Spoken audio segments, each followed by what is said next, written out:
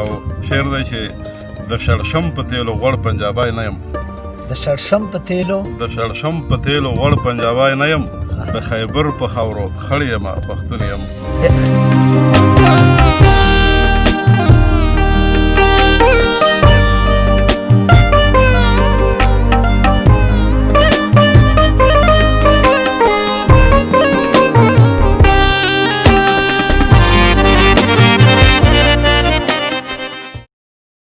محمد کاروان وایي چې هغه چې موږ پکې د امن پیغمبر ګڼلو هغه سړي پرون په ښار کې د ماکه کوله او نن مې څه داسې یوه جبه تماشه هم کړې چا چې وژلي و هغه یې جنازه کوله ستړي مه شئ د پښتو ژورنال په ادبي بانډار کې درته ستړي مه شي او هرکله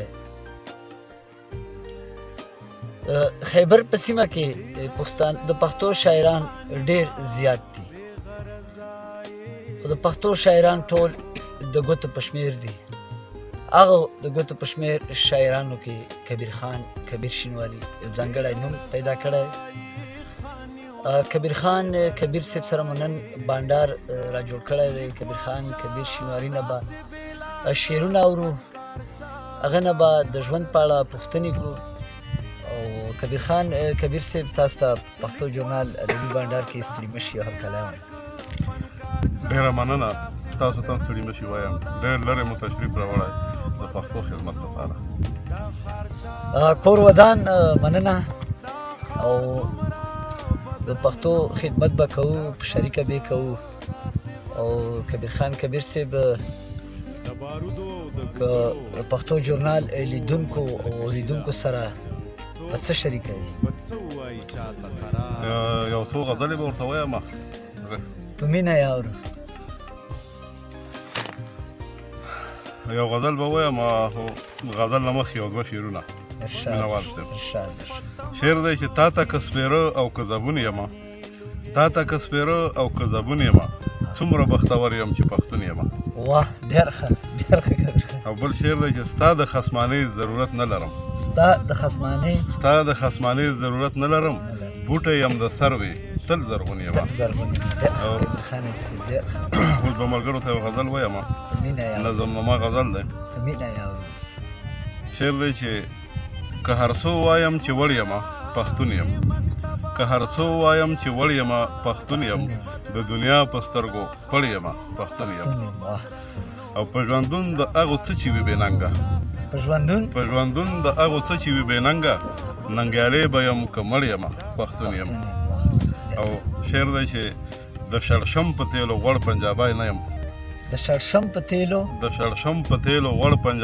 یم د خیبر په خاورو خړ یمه پښتون یم کبیر خان صاحب که دا شعر بیا ووایي د پښتو ژورنال لیدونکو اوریدونکو ډېره مننه د شړشم په تیلو غوړ پنجابی نه یم د خیبر په خاورو خړ یمه پښتون یم او ما سزا د خپل ملت په نوم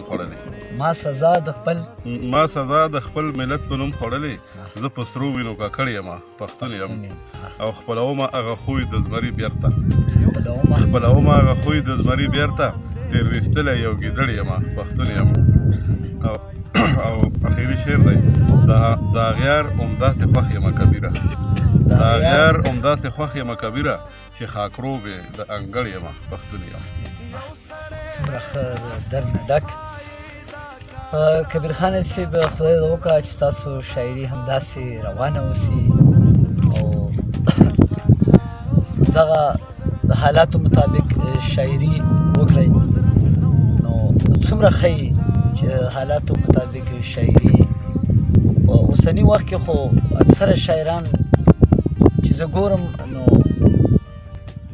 انګای دی او بنګای دی او لرګای دی چونکې هوښیاران وایي چې شاعران د کام سترګې وي خو هغه شاعران زه نه ګڼم او بلکې یو خواست ورته کړم چې بس نور دغه هغه نه لږ تېر شئ دغه شونډو سترګو اوس په موجوده حالاتو کې پښتون ډېرو سختو ستونزو سره مخ دی پکار ده چې د حالاتو مطابق شاعري وشي او کبیر خان صاحب دا مو راته ووایي چې تاسو د شاعرانو کې د په ادبي نړۍ کې چا نه متاثر یې؟ شاعرانو کې یو خو تیر شوي باباګان دي چې هغو نه خو انکار کېدی نه شي او زه به دا وایم چې اوس وخت کې چې کوم شاعران تیر شوي د ارواښاد منتظر شیدولي شاعر یې نه ډېر متاثره یم. ډېر ښه، واقعي چې منتظر صاحب ډېر یو درد او غم نه ډکه شاعري کړې وه او د حالاتو مطابق شاعري یې کړې وه. خدای دې وبخي. کبیر خان صاحب که راته ووایې چې تاسو سره څومره اثار موجود دي او کتاب هم کوم مارکیټ ته راغلی دی که نه؟ اثار خو ما سره ښه ډېر دي، د 2 کتابونو به وي. یو کتاب ما کمپوزینګ هم کړی د موده مخکې ما په یوه مرکه کې ویلي وو چې کتاب به چاپ کوم، خو بس بېلابېلې ستونزې مخې ته راځي. یو ځل هغه پرنټر پروف راوړ، په هغه املا کې غلطۍ وې، هغه هم تر ویستې، بیا پسې کرونا وبا راغله، هغه په وجه باندې وځنډېده او داسې نورې ستونزې مخې ته راځي. خو د ټول نه لویه ستونزه چې کومه ده هغه اقتصاد او د مالي فنډ ستونزه ده. او حقیقت چې پښتانه په اوس وخت کې ډېر زبېدلي دي، ځورېدلي دي او دا اقتصادي ستونزې زموږ د خیبر شاعران ډېر زیات لري. او چونکې بیا هغو خلکو له هم پکار دي کوم چې وس دس لري، شتمن دي، او کوم شاعرانو چې دا انقلابي اړخ څېړلی دی، حالات یې څېړلي، نو باید چې هغوی سره یو قسم مرسته وشي او د هغې کتابو شاعرۍ ته یو کتابي شکل ورکړه. نو کبیر خان صاحب پښتو ژورنال لیدونکو او اورېدونکو سره به بل کوم یو شریکوي غزل؟ بل به مې یو غزل ورسره شریک کړم، دغه هم نظمنامه غوندې غزل دی مینه او ستاسو په اجازه به د دې غزل نه مخکې یو 3 شعرونه ملګرو ته ډالۍ کړم. شعر دی چې د داسې ملک په ترقۍ به څه کړم، د داسې ملک په ترقۍ به څه کړم چې د عوامو نه بڼې وباسي او په اسانۍ کې د لاس نه راکوي، په اسانۍ کې د لاس نه راکوي، رانه په سخته کې چې خپې وباسي او زما د داسې بادشاهۍ نه توبه، زما د داسې بادشاهۍ نه توبه چې په اډیاله کې بیا شپې وباسي. اوس به غزل ویایم. شعر دی چې وطن په سپکو په درنو ولګېد، وطن په سپکو په درنو ولګېد، په تجربو ستا د وسلو ولګېد او شوې کنډوالې مو له کورونو جوړې، شوې کنډوالې مو له کورونو جوړې، هر یو دیوالې په ګولو ولګېد او ای پېښور حوصله باینه کړې، ای پېښور حوصله باینه کړې، کابل په څومره توغندو ولګېد.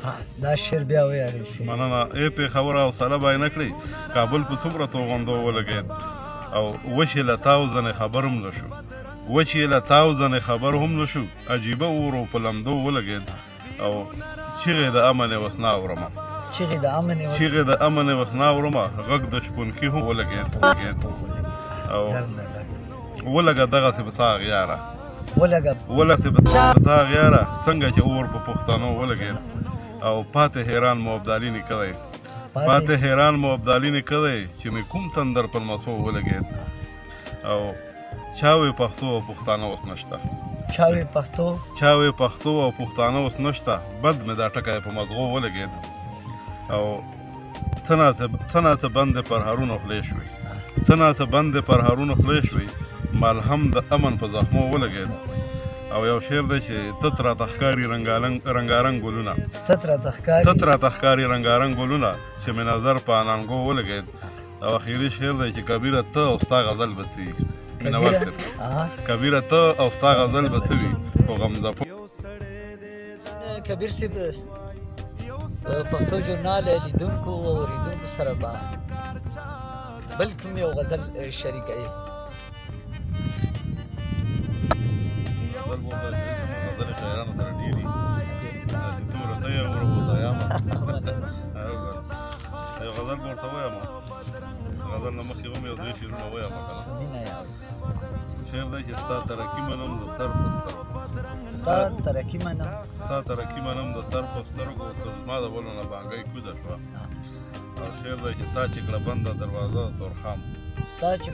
دروازه د تورخام، د نغري نه مې تبۍ کوزه شوه او کبیره نښه د قیامت یې ګڼه، کبیره نښه د قیامت یې ګڼه، د د پښتون د سر پګړۍ کوزه شوه. غزل دی چې به یو بل نه زارېده پښتانه، چې به یو بل نه زارېده پښتانه، چې به یو بل نه زارېده پښتانه، نسته ژوندي هغه د مړه پښتانه.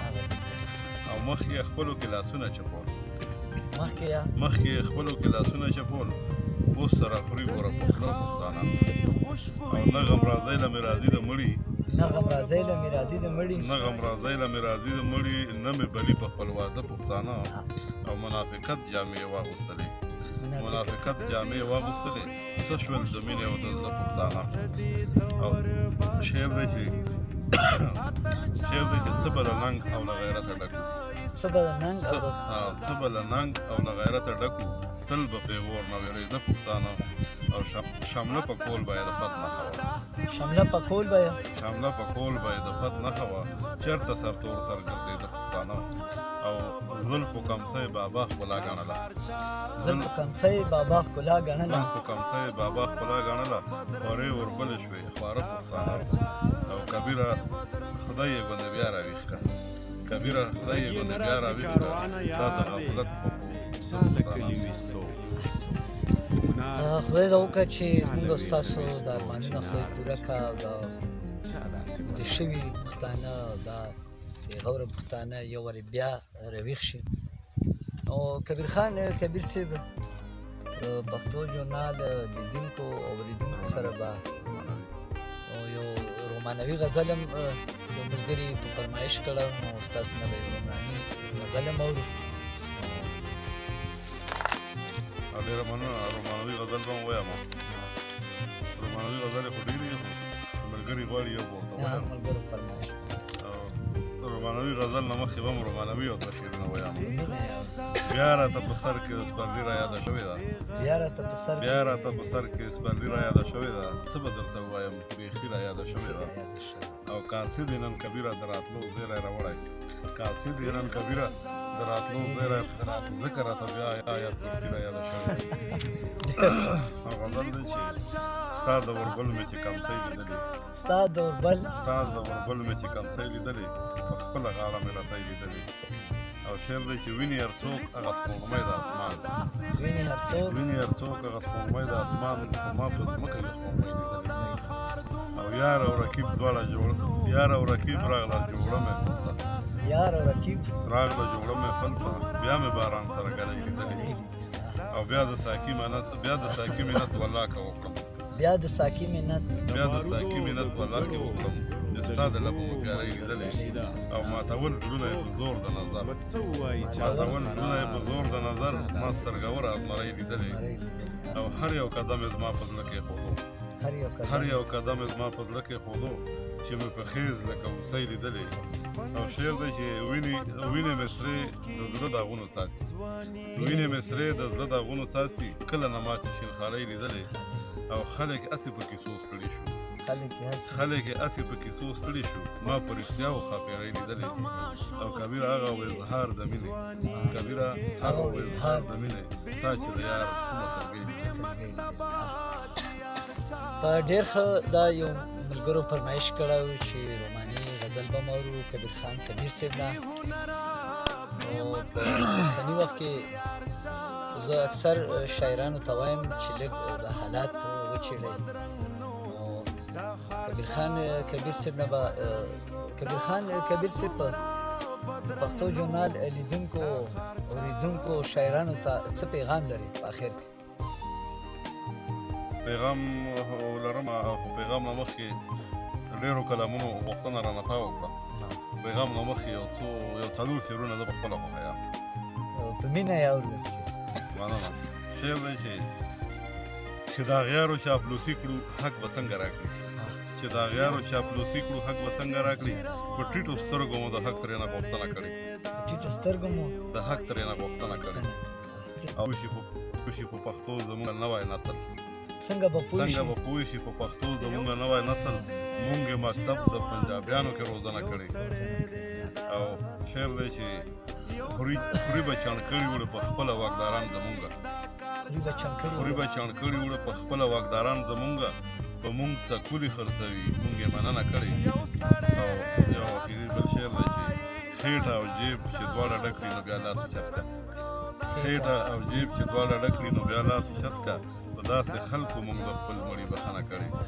ډېره مننه. او تا پیغام نه ویلي وو، نو پیغام به د ټولو پښتنو کې اکثر شاعرانو ته دا ورکړی چې پښتو او پښتو ژبې لپاره کار وکړه. تر هغه وخته پورې چې د نړۍ نورو ژبو غوندې او نورو خلکو غوندې پښتانه او د پښتو ژبه هم پیاوړې شي او ترقي وکړه. ستاسو یو جهان مننه. ډېر ښکلی پیغام و او پکار ده چې کوم پښتانه دي چې هغه د پښتو له کار وکړه، چې څومره وس کېږي چې د وس نه زیات هم له کار وکړه. او موږ به وار په وار د پښتو ژورنال په شیشه باندې تاسو سره د خیبر سیمې شاعران معرفي کوو. کبیر خان کبیر صاحب تاسې به یو وارې بیا هم راولو د پښتو ژورنال شیشه باندې. کبیر خان کبیر صاحب چې د حمزه بابا خوا نه کومه یو جرګه پښتو ادبي جرګې بنیاد ایښی و، د هغې ویان هم دی او اوس وخت پریس سیکرټري دی، ویان دی. نو خپل همکار نبیل شینواري سره مینوال شینواري درنه اجازه غواړم. خپل ځان ډېر خیال ساتئ.